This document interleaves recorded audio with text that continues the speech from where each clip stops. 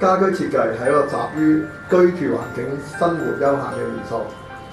大家好，我係 Dicky， 我姓林，專業係家居裝修設計及生活配套。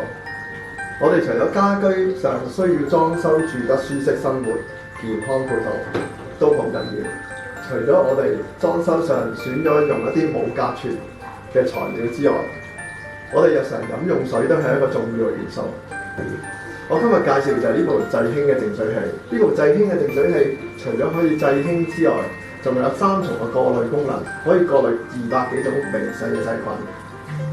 而根據衞生研究報告，飲用氫水可以有幾個功能：一，氫可以認定咗有強抗氧化嘅功能，可以延遲 MAD 加嘅損耗，防止衰老；而佢亦都可以改善運動嘅表現，從而減少運動後嘅疲勞，恢復體力。